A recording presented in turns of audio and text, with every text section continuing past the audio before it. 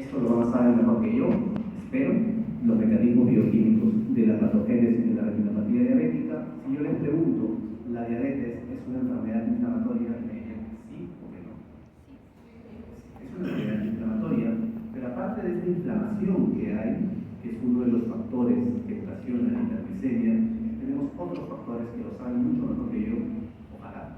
El estrés oxidativo, los productos finales de la glicemias avanzada, la activación de la proteína C, la vía del sorbitol y demás. Todo esto, estas 6 vías, ¿qué es lo que van a ocasionar? Una disfunción del endotelio vascular de la retina.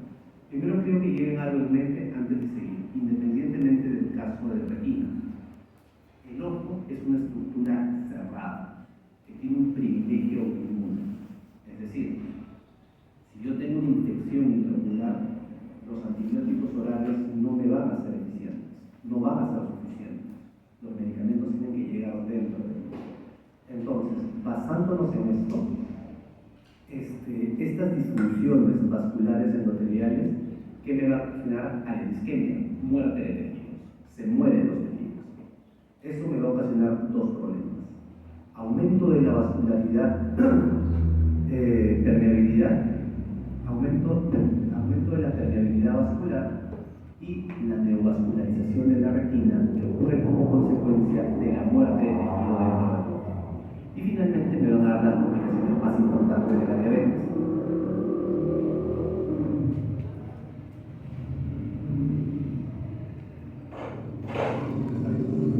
Que es el edema macular diabético, y las complicaciones de la diabetes son el sangrado y la tracción, el desprendimiento de retina traccional.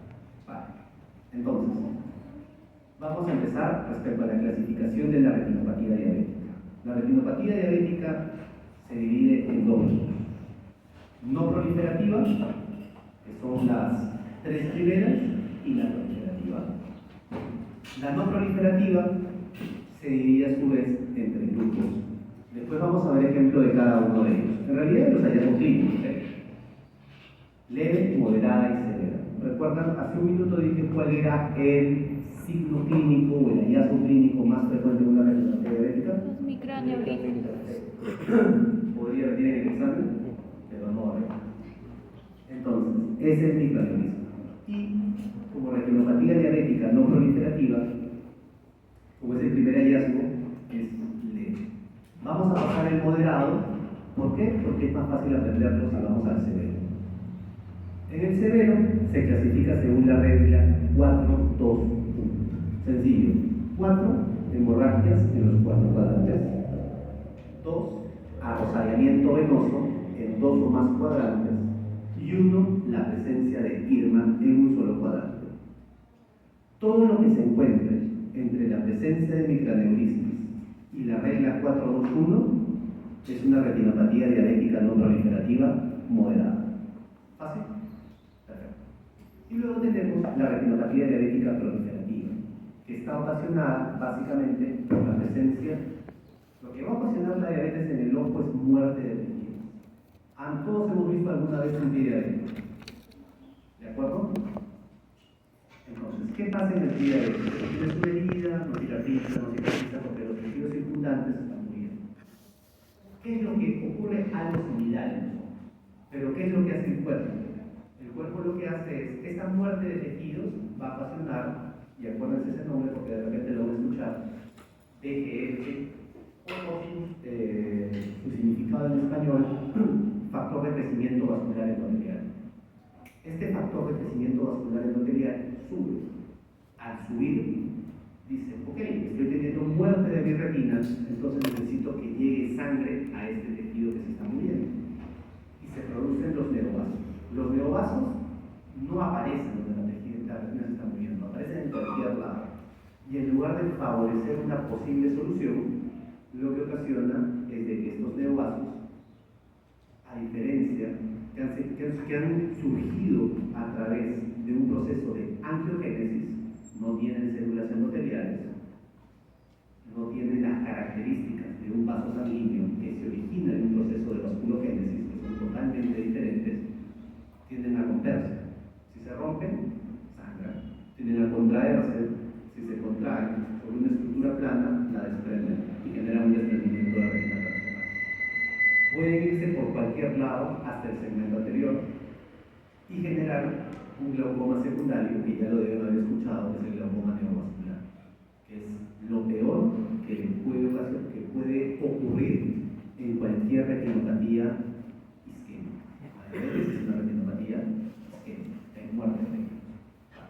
Entonces, luego de esto, los dos signos clínicos, como yo lo mencioné, neovasos y hemorragia. Este es el edema macular diabético, no tiene tanta importancia. Entonces, vamos a ir primero a las manifestaciones clínicas. El primer hallazgo clínico de una retinopatía diabética es la presencia de microaneurismas. ¿Cómo yo lo voy a ver clínicamente con una fotografía? Voy a verlo como estos pequeños puntitos hemorrágicos. Y en realidad se ven como pequeños puntos, pero yo no sé si estos pequeños puntos son microaneurismas o hemorragias puntiformes. No lo puedo saber, clínicamente no lo puedo saber. ¿Cómo creen que haría la diferenciación? Dígame. La diferenciación es sencilla. Bueno, no creo que nadie haya visto cómo se realiza una angiografía con fluoresceína, pero de repente algunos sí han visto los resultados de una angiografía con fluoresceína. Entonces, ¿cómo es el procedimiento? Es sencillo. La imagen que está a su derecha, es un resultado de una angiografía. Se coloca una sustancia de contraste por la vena. En 10-15 segundos debe llegar al ojo.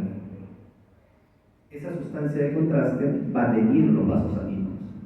Entonces mi pregunta, ya teniendo esa lógica, ¿el microaneurisma se teñirá con la fluoresceína, sí o no? ¿El microaneurisma forma parte de los vasos sanguíneos? Sí. Sí, lo vas a ver un punto hiperfluorescente. Probablemente estos puntitos son pequeños microaneurismas. La hemorragia, que es una extravasación del contenido que está en los vasos sanguíneos, ¿se teñirá? No se va a teñir porque está fuera del vaso sanguíneo. Y probablemente se vea como estas manchas hipofluorescentes. Dígame. No. Sí se ve de manera hipofluorescente la isquemia de los tejidos. En realidad, acá vamos a hacer un término. Lo que he dicho es válido, pero un examen con angiografía no me permite hacer el diagnóstico de isquemia. El término de isquemia es histopatología.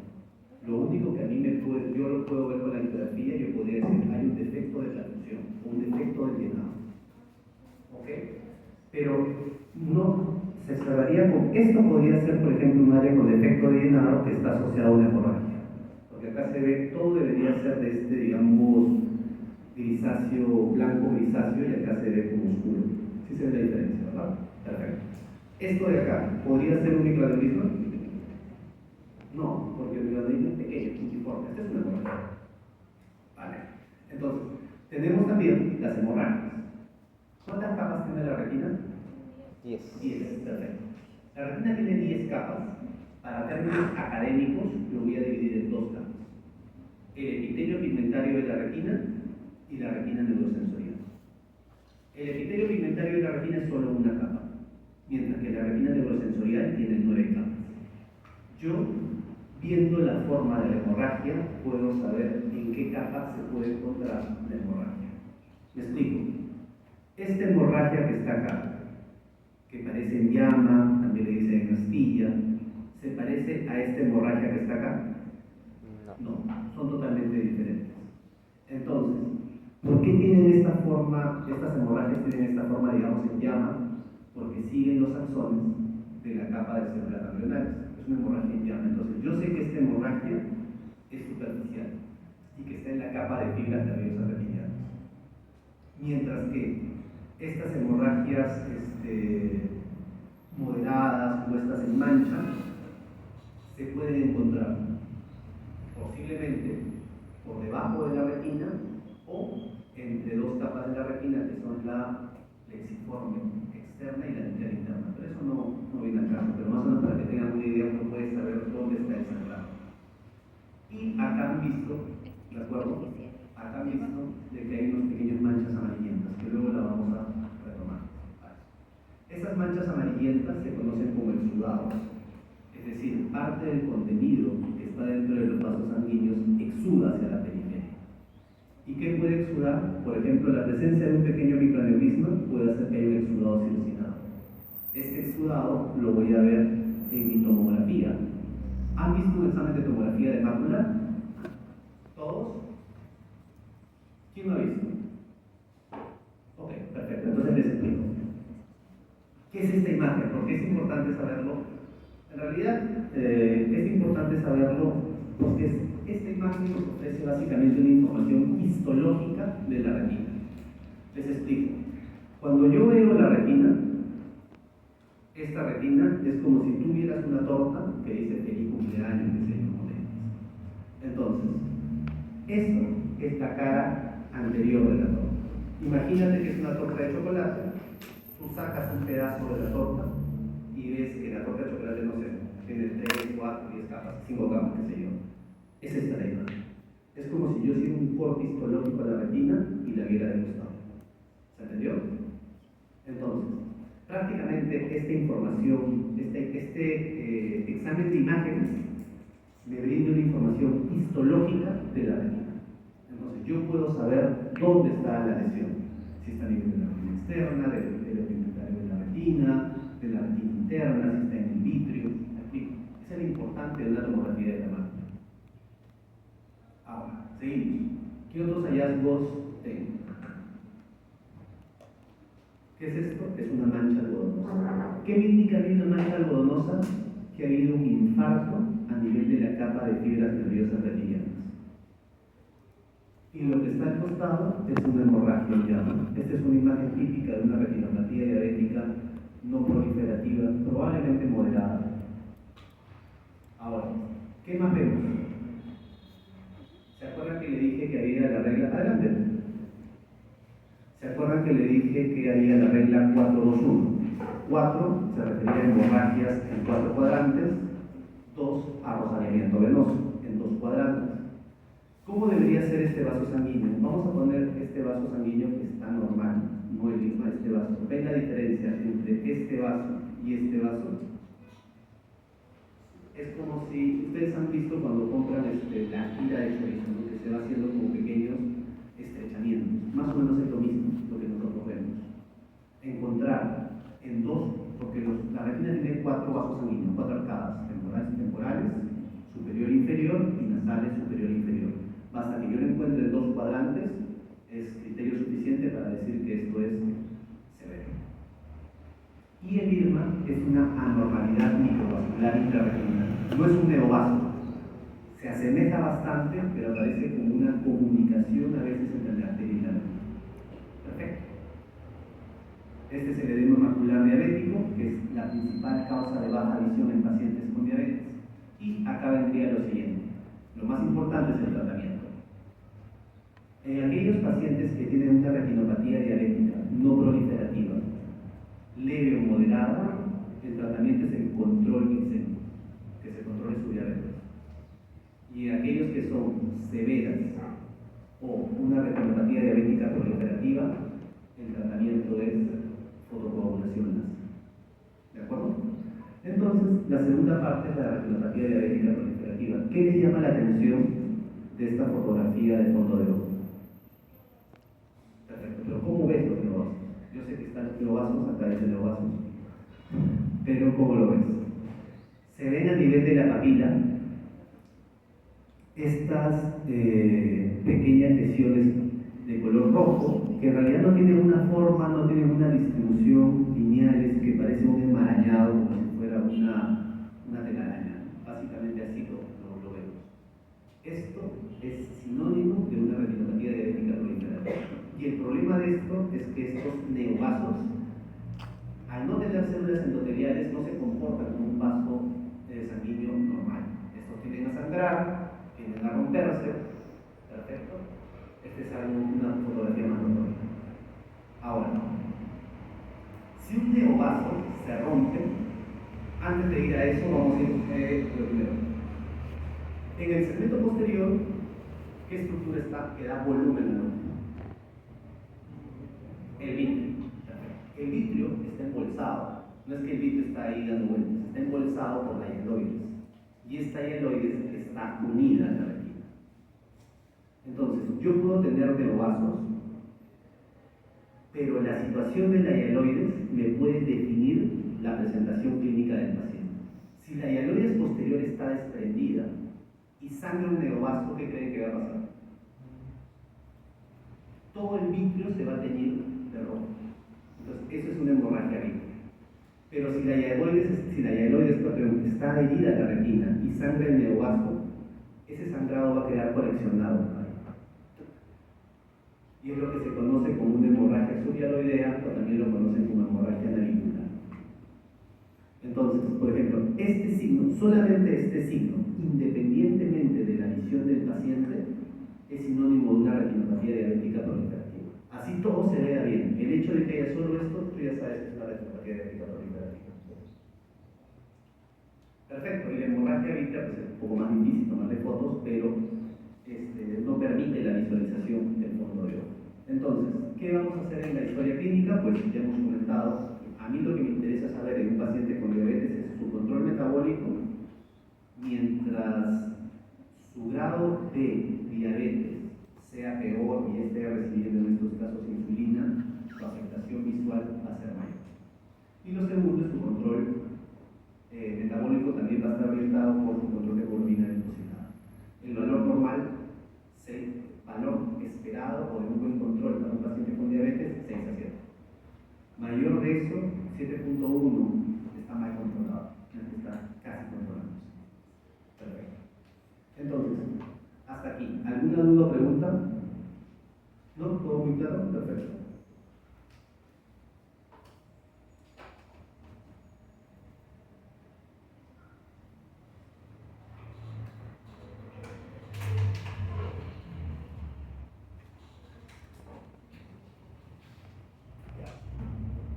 La segunda clase va a ser sobre oclusiones venosas. Así como pueden haber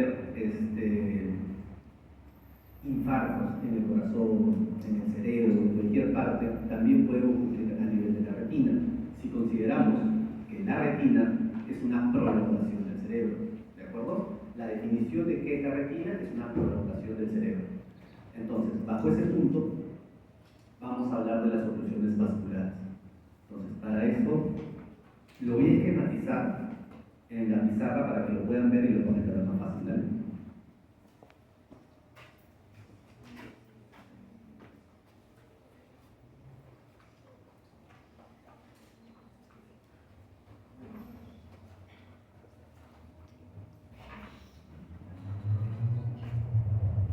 Lo voy a dibujar en este lado, ¿de acuerdo? Más o menos todos hemos visto un sistema circulatorio, ¿no? Entonces, como lo hemos hecho, aquí tú tienes una arteria, las arteriolas, los capilares arteriales, capilares venosos,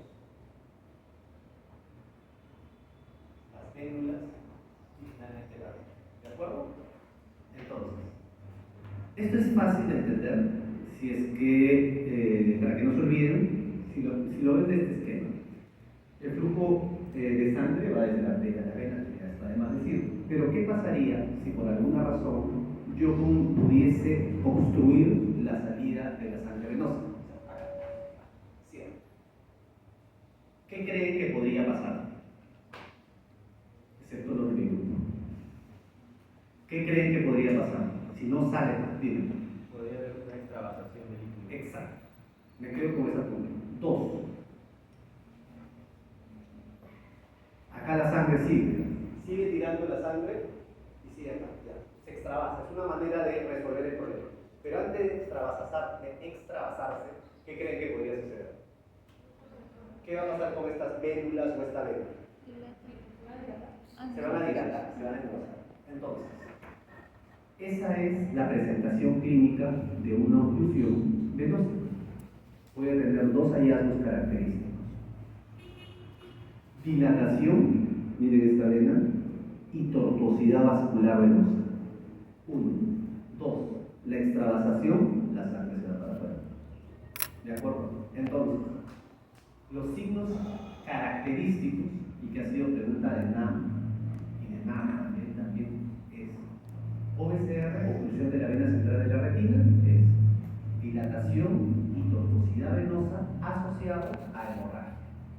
Ahora, desde el lugar donde se produzca va a darle la peña. ¿Me explico?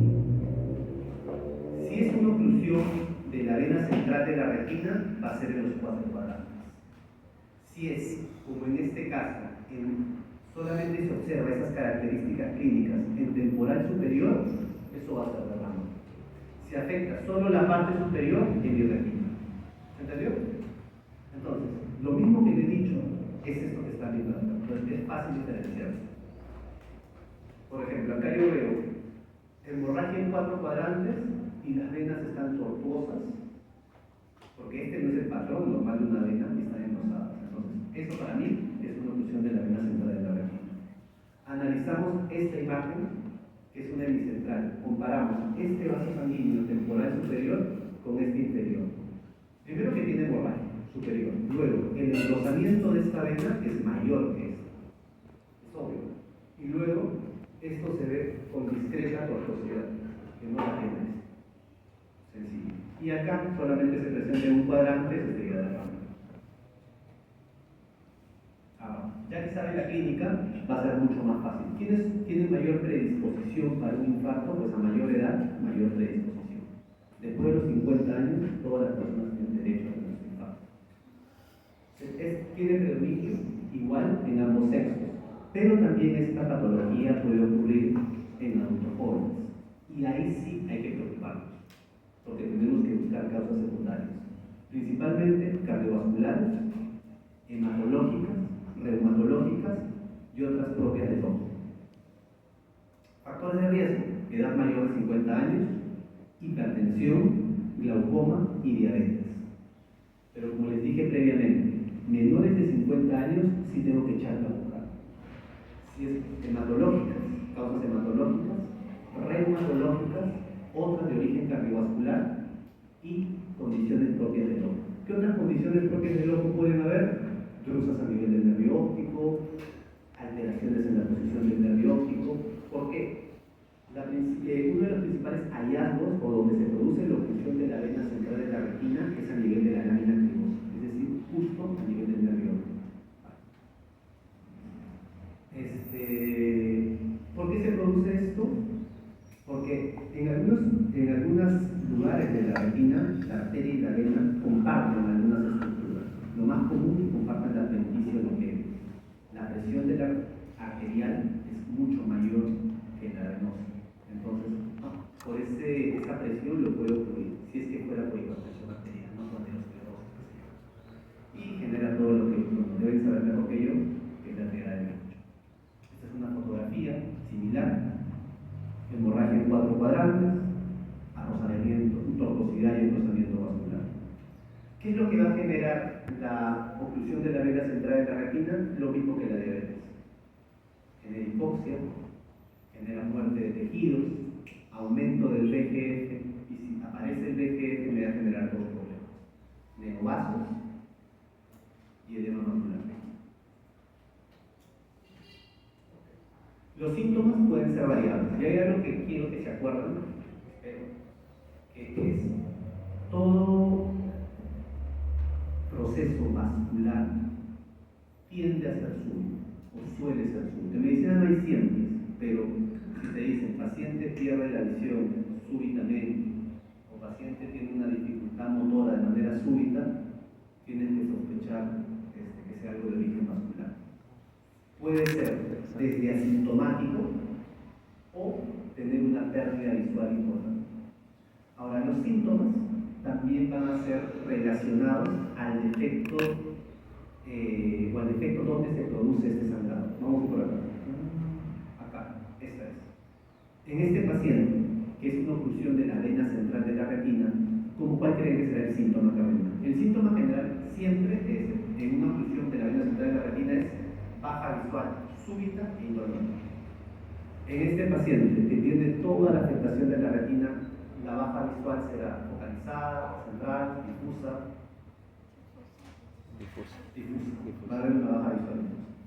Este paciente que tiene una oclusión de mi retina superior, ¿cómo va a ir quejándose el paciente?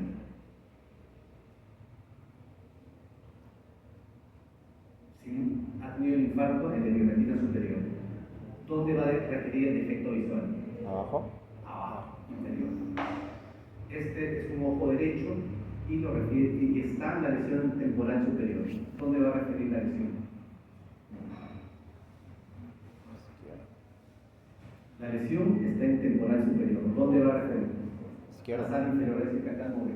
¿De acuerdo? Ah, ya. Y como tiene compromiso de la mácula, probablemente diría que el campo visual central también puede estar afectado. Siempre que tiene compromiso de la mácula, el campo visual será afectado. Vale. Entonces, la ubicación más frecuente, temporal superior. ¿Y cuáles son mis complicaciones? Que creo que ya lo mencioné previamente: edema macular, la neovascularización.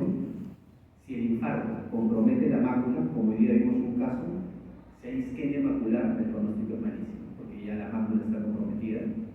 Todo puede estar comprometido, excepto la mácula. La mácula es el área de mejor visión. Cuando yo estoy viendo a ustedes que están durmiendo, yo lo estoy viendo con la mácula. Y con mi retina temporal, estoy viendo a la doctora. ¿Sí me entienden? Lo peor que puede pasar en una complicación de una oclusión venosa, mejor dicho, una retinopatía isquémica, es el glaucoma neovascular. Eso es lo peor que puede pasar. Prácticamente ahí el partido está perdido. Y también puede presentar hemorragia aórtica, ¿no? Esta es una fotografía clínica de una oclusión de rama venosa, y acá está en la angiografía el hallazgo. Como pueden observar, esta hipofluorescencia compromete la mácula. Entonces, este paciente tiene una isquemia macular, el pronóstico visual mal. También utilizamos la tomografía de coherencia óptica, OCT, la llaman tomografía de coherencia óptica, OCT de mácula, tomografía macular, y voy a ver probablemente edema de mácula o líquido intraretinal. ¿Qué es esto?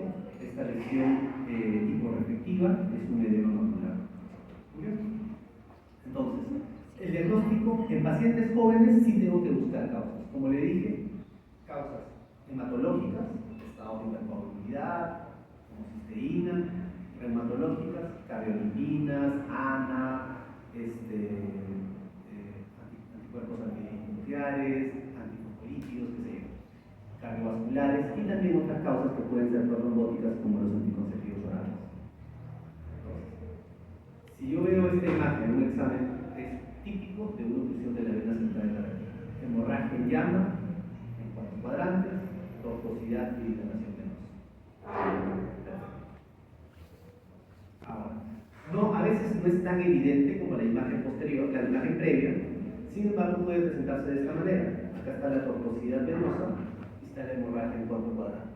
Pero básicamente la presentación clínica es la misma. Un poco más de lo mismo, ya que en la angiografía con fluoresceína se ve pues básicamente la isquemia macular que presenta el paciente. Ahora, estos vasos que están acá en la papila, es importante mencionarlo, no son neovasos. Si se dan cuenta, esto no tiene la forma desordenada o como una tela de araña. Estos son vasos octociliares.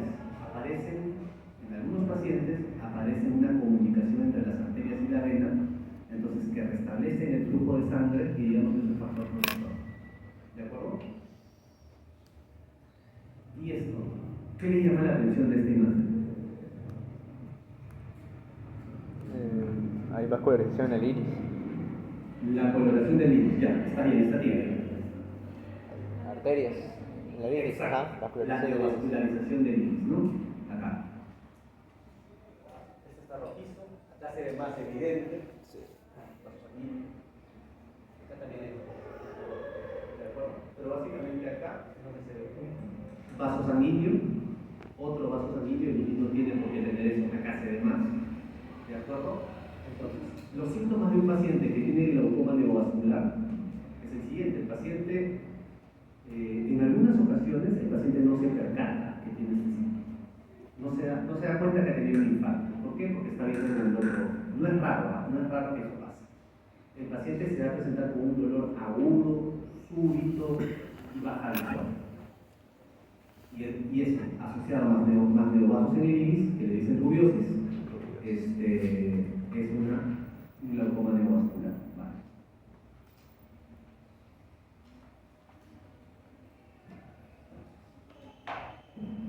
Luego, en segundo lugar, ya hemos visto las oclusiones venosas, ahora vamos a ver las oclusiones arteriales. Y siguiendo con mi esquema, ¿qué pasa si yo pudiese acá cerrar el flujo de sangre arterial? ¿Qué creen? ¿Qué signo clínico? Imagínense que a su pierna no llega sangre, su pierna no está llegando sangre. ¿Cómo lo van a ver a su pierna? Pálido. Frío. No, isquemia es un término estomatológico. Yo no puedo saber si mi pista es isquémico o no, pero lo que sí voy a saber es si está pálido. ¿De acuerdo? Entonces, basándonos en eso, vamos a continuar con la clase y después eso lo vamos a retomar. Entonces, la oclusión de la arteria central en la retina ocurre más o menos en 8.5 casos por 100.000 habitantes, es más frecuente en edades más avanzadas y tiende a ser bilateral en 1 a 2% de los casos. Si es bilateral, riesgo de mortalidad alto. Yo tengo dos etiologías, la arterítica y la no arterítica. La arterítica generalmente ingresa por el reumatólogo y la no arterítica por nosotros. ¿Por qué? Porque está debido a una arteritis de células gigantes. Ocurre más frecuentemente en mayores de 60 años, es más frecuente a mayor edad y es más común en la raza blanca. ¿Cuál está afectada? La arteria temporal, la oftálmica y las ciliares posteriores cortas. Los síntomas clásicos de la arteritis de células gigantes: cefalesis lateral, sensibilidad del cuero cabelludo, dolor a la masticación, y tenemos ataxia, demencia, y si compromete los vasos sanguíneos de los músculos extraoculares, diplomía. Perfecto. Como ya les dije previamente, la baja visual suele ser el primer signo y es un paciente que cuando se le hace estudios cardiovasculares, una ecografía, un ecodoppler, un ecocardiograma, todo sale normal. ¿Qué es lo que tengo que hacer? Una biopsia de la arteria afectada y se encuentra asociado a aumento de BCG y proteínas C reactivas. Eso no nos interesa tanto, vamos a ir a lo que es la no arterítica, que es la que solemos ver en oftálmica, que es la más frecuente. Acuérdense, si es bilateral, es mortal para la persona y puede tener síntomas antecesores o premonitorios a la oclusión en sí, que es la maurosis fugans. ¿Alguien sabe qué es eso? Sí. Pérdida súbita de la visión. Más pérdida. Hay una pérdida de la visión, pero que es transitoria. Se recupera. Exacto. Hay como que pequeños, dura unos minutos y se recupera. No es como la hipotensión ortostática, que a veces estamos recostados, no sé, todo el día, nos levantamos rápidamente y en eso dejamos de ver y se recupera en segundos. Eso es una pérdida visual con una hipotensión ortostática. Eso no tiene nada que ver. Esta sí dura varios minutos, unos casos hasta horas. Y la oclusión ocurre a nivel de la lámina cribosa y la mayoría de los casos está debido a émbolos. Entonces, el hecho de que yo le haya dicho émbolos ya les debe hacer sospechar que el problema no es oftalmológico, es una complicación, probablemente donde puede estar comprometido. Cardiovascular, ¿de acuerdo? Corazón, cardiovascular. Entonces, acá la baja visual en una oclusión arterial sí es severa, es más profunda que en una oclusión venosa. Es indolora, es súbita, está precedido por la maurosis fugans y la agudeza visual, la baja visual puede ir desde percepción de luz hasta cuentaderos, en la gran mayoría de casos. ¿Qué les llama la atención de esta imagen?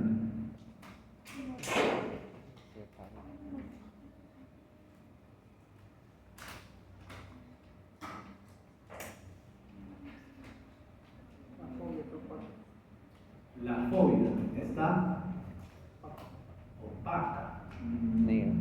Está, a ver, ¿a qué te refieres con opaca? A ver, para ponerse en contexto. La retina. La retina está con menos color. La retina está de otro color, eso me suena más. Esto cuando vemos esta foto, esa no es toda la retina. Esta será pues la 10ª parte, la 12ª parte. Esta área de acá es la mácula.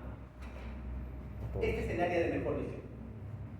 Y este puntito, bueno, no se ve, pero acá hay un punto central, está la fobia. ¿De acuerdo? Donde están los ojos. Entonces, y la retina pues es gigantesca. Entonces, ¿qué es lo que es? Lo que no se ve tan claro por la luz, pero se ve que resalta la fobia sobre el resto de la retina. Que la retina está pálida. Esto es lo que se conoce clínicamente como una mancha rojo celeste. No es patognomónico de la oclusión de la arteria central de la retina, pero es bastante sugerente. ¿De acuerdo? Es bastante. Ha sido pregunta de examen alguna vez. ¿De acuerdo? Entonces, la mancha rojo celeste, que es básicamente lo que ustedes dijeron. ¿Qué pasa si yo, por alguna razón, logro observar el flujo de un vaso sanguíneo? Pues voy a observar palidez. Entonces, la siguiente pregunta sería: ¿por qué, si hay palidez de la retina, por qué se resalta la fobia? Dígame.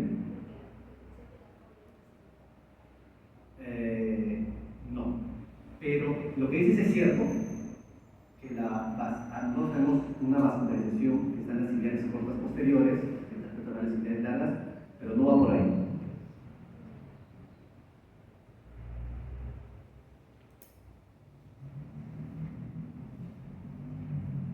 Vimos un caso, un niño, una niña. Es por el pigmento. El pigmento a nivel de la fobia es mayor. Entonces, no es que la fobia aumente su coloración. Sigue siendo la misma, solo que por el contraste de que la retina está pálida, se resalta más. Acá hay mayor cantidad de melanina. El epitelio pigmentario de la retina se llama así porque tiene pigmento, tiene melanina.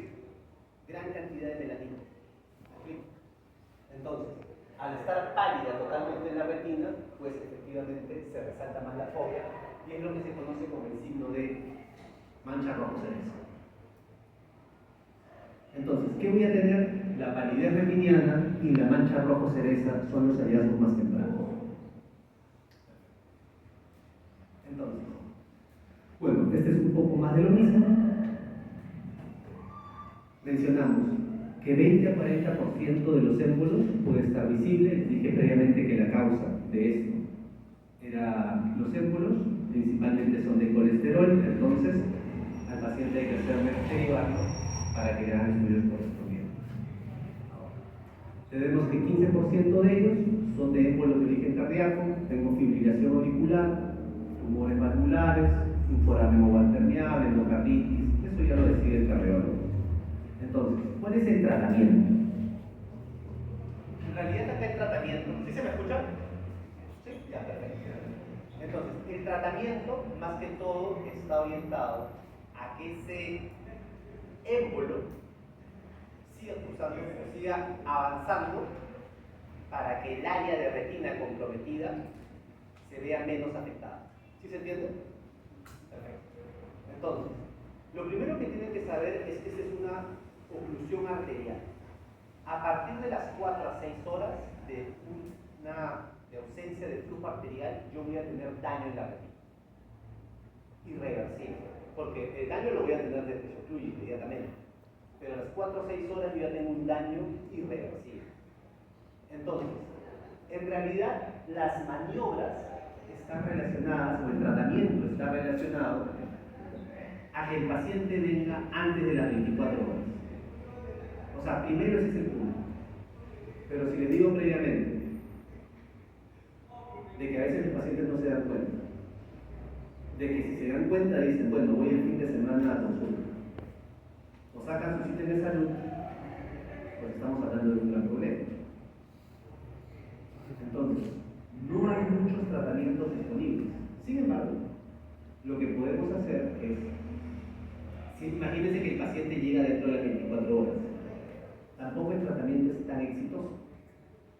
Lo que tenemos que hacer es que ese émbolo siga su camino o destruirlo. Una manera es destruir al émbolo con láser, que no es sencillo.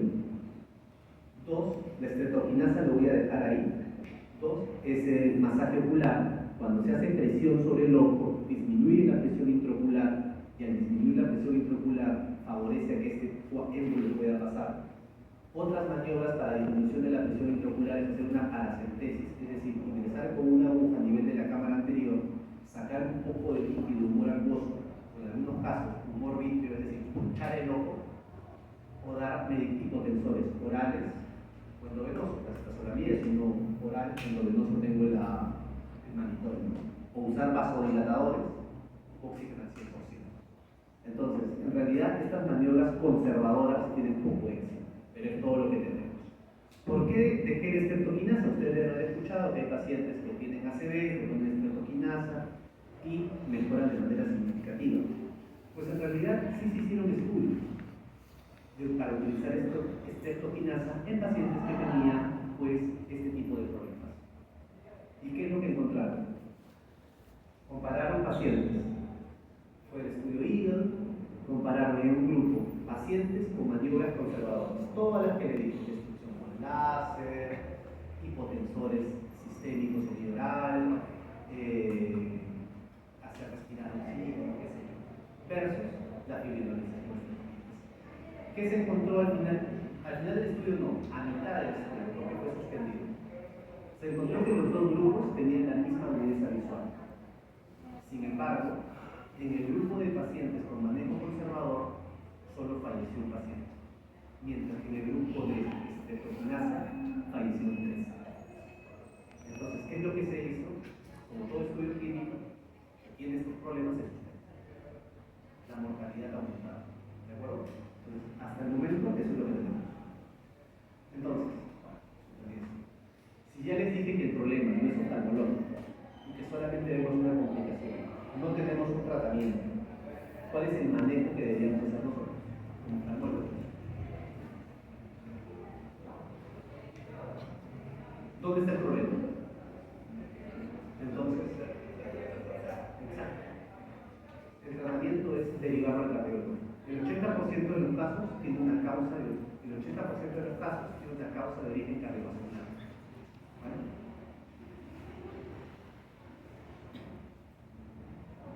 ¿Hasta aquí alguna duda o pregunta de lo que hemos visto de la vida? ¿Va?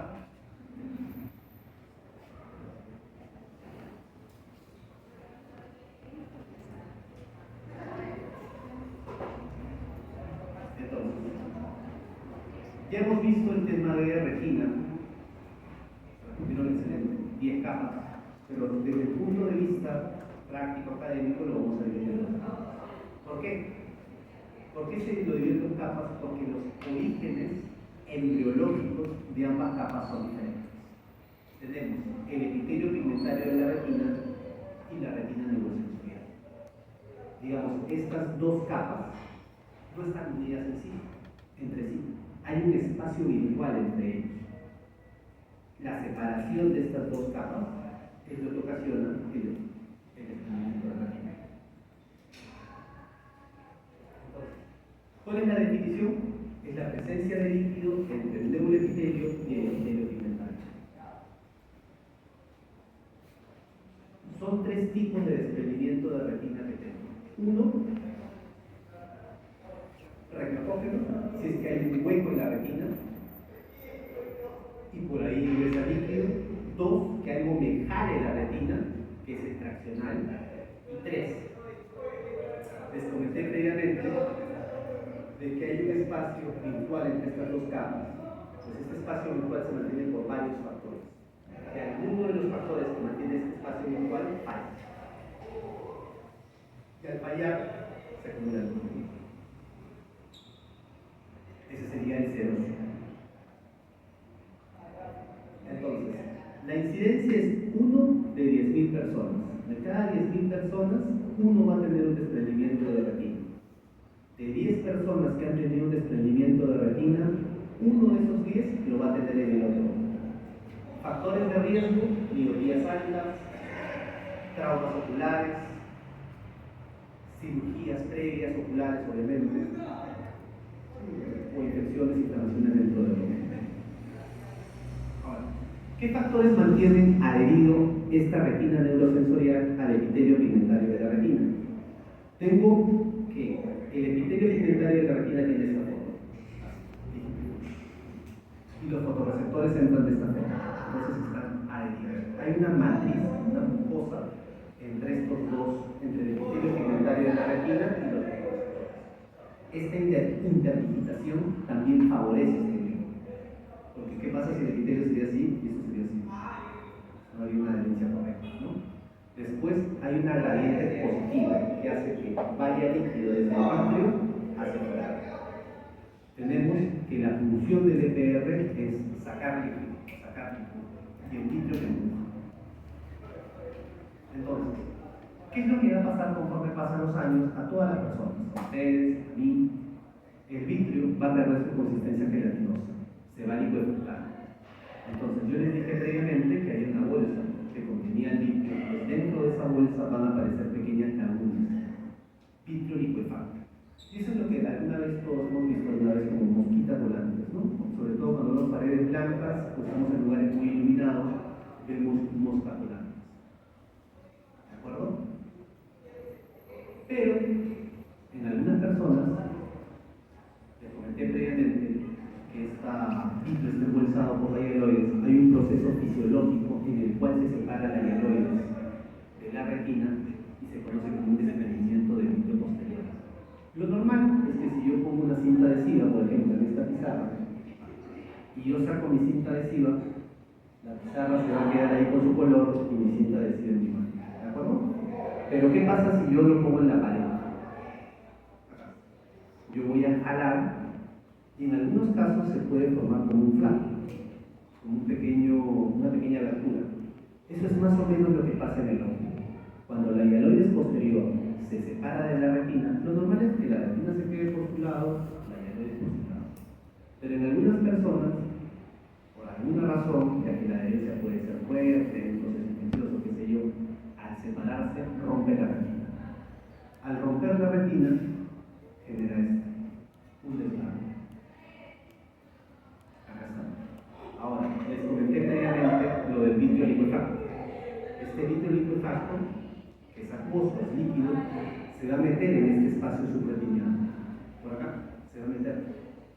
Y al meterse por ahí, va a generar un desprendimiento de la retina.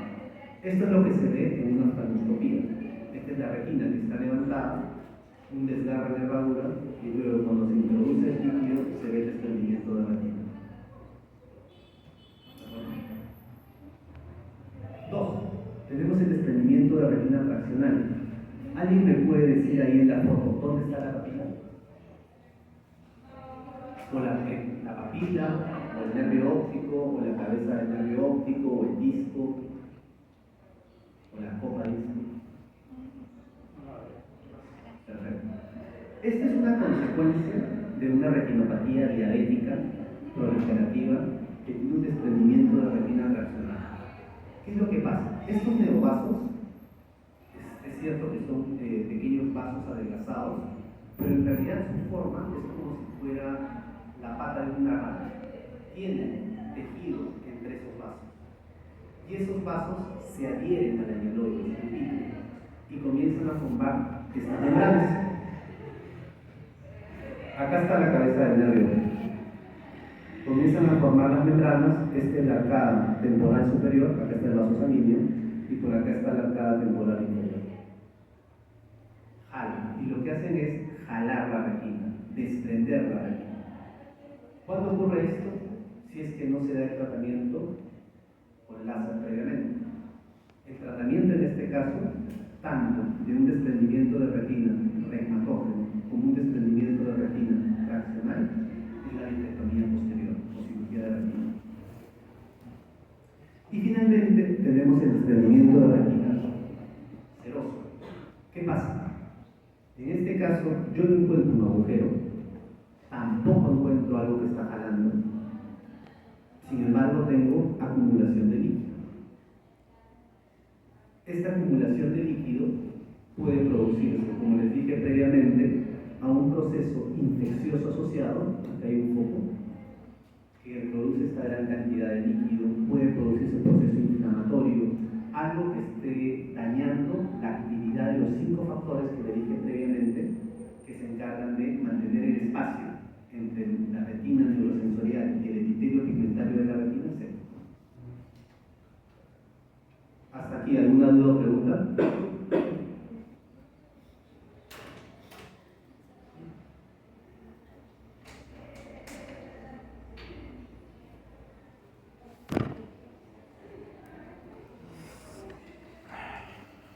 Perfecto. Vamos a ver. Ya vamos a acabar. Entonces, creo que es demasiada información, ¿de acuerdo? Pero espero no dormirnos tanto. Esta vez he dormido menos que la vez pasada. Y vamos a ver patología de la retina. Hay síntomas en oftalmología que a mí no me sirven de nada. Es lo que digo. Por ejemplo, que el paciente me diga, me pica el ojo, me arde, siento azulita en el ojo, a mí no me dice nada. O sea, lo único que me dice es que tiene una molestia o la afectación puede estar en la superficie externa del ojo. ¿De acuerdo? Pero hay síntomas cardinales que me pueden orientar a una patología. Por ejemplo, como lo que vimos en las oclusiones venosas. Si el paciente viene y me dice, doctor, no veo de acá para acá, no veo, de acá hacia abajo no veo. Lo primero que sospecho puede ser un desprendimiento de retina superior, me va a generar lo mismo. Una oclusión venosa o una oclusión arterial de mi retina superior me va a generar lo mismo. ¿De acuerdo? Entonces, hay cosas a mí que me pueden sugerir cosas. Entonces, en una patología de la mácula voy a tener la misma situación. Ahora, ¿qué es la mácula? Es un área bastante pequeña, en la parte central que yo dibujé. Está la fovea, que es la parte más importante, es una depresión de 1.5 milímetros de diámetro y está situada en el centro y se caracteriza por la presencia de los ojos. Además está el pigmento xantófilo. Esta es una tomografía de la mácula, es esta depresión y se observan todas las capas paralelas entre sí. Entonces, ¿qué síntomas me orientan a una patología macular? Si la mácula es el área de mejor visión, es decir, cuando yo veo la cara a alguien, yo le estoy viendo con la mácula, lo que yo voy a tener, por ejemplo, un síntoma que me sugiere una patología macular, es que el paciente me diga, ¿sabes qué? Cuando yo le veo la cara, no se la estoy viendo, la veo distorsionada, veo una mancha negra central. Ese es escotoma central, esa metamorfosia, que es ver las líneas distorsionadas. O micropsia, que hoy día solo escuché un paciente que decía, con el ojo derecho, que es el ojo sano, yo lo veo su cabeza normal, pero con el ojo izquierdo lo veo más chico. Esa es micropsia. Estas son patologías que a mí me indican mal y me indican una patología macular. Perfecto. Entonces, ¿qué estudios tengo yo para ver la mácula? Tengo la oftalmoscopía directa o indirecta, que es la lupa que nosotros utilizamos, la rejilla de en realidad la rejilla de Ansler básicamente es una cuadrícula y el paciente debería ver una cuadrícula a menos que haya una alteración en la mácula. Si es que ve un escotoma central o una distorsión de las líneas, metamorfosia, sugiere una patología macular, se puede hacer una tomografía de la mácula y también una angiografía con PCI. ¿Cuáles son las patologías más frecuentes de la mácula? Vamos a ver por este punto. A ver, ¿quién me dice cuál es lo diferente o qué es lo raro que ven en esta imagen de mácula? ¿Qué les llama la atención? La fobia está fuera de la mácula. La fobia está fuera de la mácula ahí, tibio, está por ahí. ¿Qué les llama la atención de esta fotografía?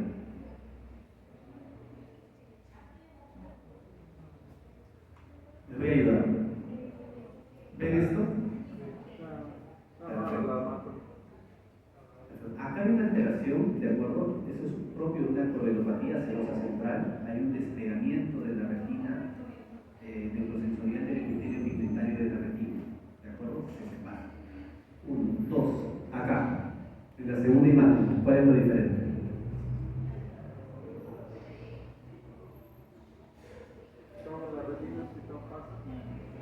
Bien, en la la pérdida del brillo macular, que es compatible con una membrana epirretiniana. Acá, la tercera.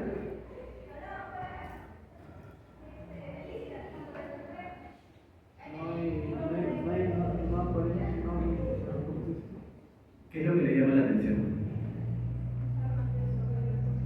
Dígame. ¿No se ven? ¿Las arterias? No, sí se ven. Acá. ¿Qué le llama la atención? Mire esto.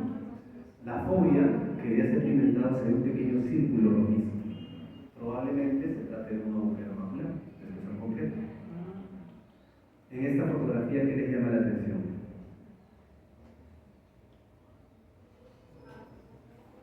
Ahí es más evidente.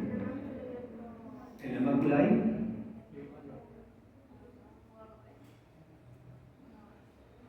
estas múltiples lesiones amarillentas. Estas son drusas y están relacionadas a la degeneración macular relacionada a la edad. Y de repente también podemos tener alteraciones en la pigmentación, que está relacionada a maculopatías tóxicas. Entonces, la coreopatía serosa central es esta separación que ocurre entre la retina neurosensorial y el epitelio pigmentario de la retina.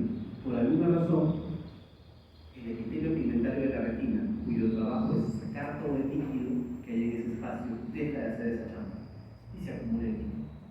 En realidad, no tiene una causa real, no tiene una causa idiopática, pero tiene factores de riesgo. Tenemos los corticoides, hipertensión arterial, personas que toman psicofármacos, pacientes o personas con personalidad tipo A, que pueden ocasionar esto. Puede estar asociado o no a un desprendimiento del epitelio pigmentario de la retina. La segunda enfermedad es la degeneración macular relacionada a la edad, que es la principal causa de pérdida de la visión central irreversible. En países desarrollados, la principal causa de ceguera es la degeneración macular. ¿Cuál creen que es la principal causa de ceguera en el país? ¿Glaucoma? ¿Catarata? Catarata. No se opera tanto como deberíamos operar. Y la principal causa de que no se opere tanto es por dos motivos. Tengo factores culturales, donde se incluye el miedo, los excesos, y factores económicos, en los que se incluye también la incapacidad del paciente, la dificultad del paciente, no solamente se refiere al dinero per se, sino la dificultad del paciente de poder asistir a un establecimiento de salud. ¿De acuerdo? Entonces, en la degeneración macular se da en mayores de 50 años y tengo dos formas. Tengo la degeneración macular húmeda y tengo la seca. Es más frecuente la forma seca, se presenta en el 85 al 90% de los casos. Un tratamiento per se no existe, se dan suplementos vitamínicos especiales, no es que vayas a comprar tu serum para esto, no, se dan medicamentos que tienen luteína y zeaxantina, que son específicos para los pigmentos de la mácula. Y luego tenemos la húmeda, que se trata con inyecciones intravítreas. Entonces, inicialmente, ¿cómo se va a producir la enfermedad? Se acumulan depósitos de lipoproteínas, principalmente la lipotoxina, entre la membrana de Bruch y el epitelio pigmentario de la retina. ¿Qué es lo que va a pasar? Estos productos de desecho, porque la lipotoxina es un producto de desecho, va a generar aún mayor daño en los fotorreceptores. Al haber daño de los fotorreceptores, se produce toda esta cascada. Entonces, ¿cuáles son los factores de riesgo más importantes? Como su nombre lo dice, es la degeneración macular relacionada a la edad. Es imposible que podamos retroceder el tiempo. Y otros factores de riesgo es el tabaco, que no solamente favorece la aparición de la enfermedad, sino también la progresión de la misma. Y los síntomas clásicos que vamos a ver, por ejemplo, acá se observa en la tomografía de la mácula una neovascularización coroidea fibrosada, y en la capilla de Ansberg el paciente va a referir un escotoma central asociado a una alteración, una metamorfosis, ¿no? Las líneas rectas y las distorsionadas. ¿Qué tratamiento tengo? Para la seca, como le dije, se da un suplemento vitamínico que tiene una fórmula ARES, que lo que debe incluir de cajón es luteína y zeaxantina.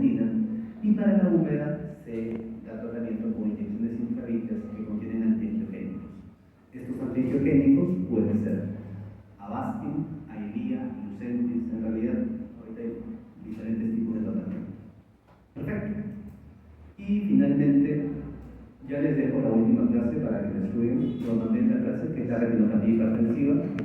¿De acuerdo? ¿Tienen alguna duda o pregunta de la clase? Ahora la que se pregunta. La que hice pregunta. La que hice pregunta. La que yo pregunto.